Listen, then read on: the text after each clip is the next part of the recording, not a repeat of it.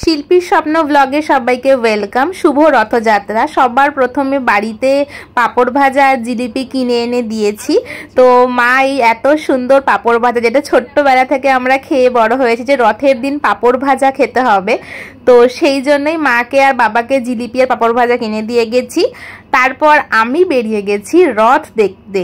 তো এখানে রাস্তায় পাঁপড় ভাজা বিক্রি হচ্ছিল। আর এই হচ্ছে আমাদের এখানে রথতলার ফেমাস রথযাত্রা। রথতলাতে প্রত্যেক বছর প্রচুর পরিমাণে দর্শনার্থী আসেন, যারা রথের দড়িতে টান দেওয়ার জন্য অধীর আগ্রহে বসে থাকেন। তো আমিও এখানে বসেই ছিলাম, কারণ রথ টানবো বলে।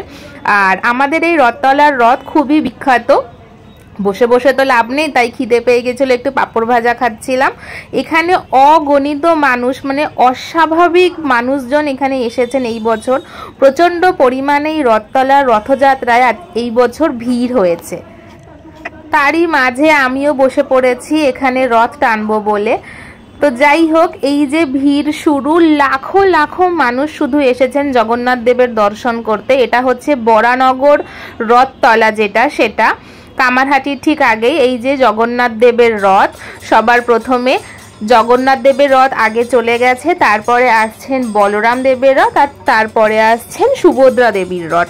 তো এখানে প্রচুর ভিড়। আমরা এই রাস্তা যে ডিভাইডার, তার উপরে উঠেছিলাম আমি, কারণ ভিডিও করার ছিল একটু। যাই হোক, আর এত ভিড়, এত মজা, এত শান্তি, মানে সত্যি রথতলার এই রথযাত্রাটা অস্বাভাবিক মনকে শান্তি দেয়। প্রচণ্ড ভিড় হলেও এখানে মেলা বসে, কিন্তু আজকের দিনে মেলাতে যাওয়া ইম্পসিবল ছিল, কারণ দেখতেই পাচ্ছ যে এত পরিমাণে দর্শনার্থী, এত পরিমাণে ভিড় যে সেটা ক্রস করে মেলায় যাওয়া ইম্পসিবল। যাই হোক, আমি এখান থেকে নামতে পারছিলাম না বলে আমি ওই দিক থেকে গিয়ে একটুখানি রাস্তা পার হয়ে সামনে যাব ভিডিও করার জন্য।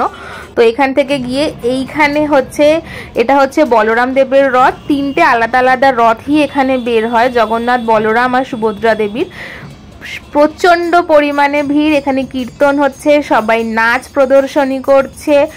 অসাধারণ একটা পরিবেশ, যেটা সত্যি কথা বলতে কলকাতাতে এরকমভাবে দেখা মানে আমি তো কোনোদিন, আমাদের এলাকাতেই রথযাত্রাতে শুধুমাত্র রথতলাতেই হয়, মেলা বসে। আমিও রথের দড়িতে টান দিয়েছি, সেটার ভিডিও করা সম্ভব হয়নি, কারণ প্রচণ্ড ভিড় আর ফোন নিয়ে যাওয়া যায়নি। সেটা তো দেখেই বোঝা যাচ্ছে। যেটুকুনি আমি ভিডিও করতে পেরেছি সাইড থেকে, সেই ভিডিওটাই করেছি। সবাই যেন শান্তি মনে রথের এই দড়িটা টান দিতে পারে, তার জন্য ওখানে খুব ভালোভাবে সব কিছু ম্যানেজ করা হচ্ছিল। ব্যবস্থাপনা খুবই ভালো ছিল। সবাইকে শুভ রথযাত্রা। জগন্নাথ দেব যেন সবার মনের ইচ্ছা পূরণ করেন। শিল্পীর স্বপ্ন ব্লগে সবাইকে অনেক অনেক স্বাগত। আর আমার চ্যানেলটা সবাই একটু সাবস্ক্রাইব করে দিও। Thank you. জয় জগন্নাথ।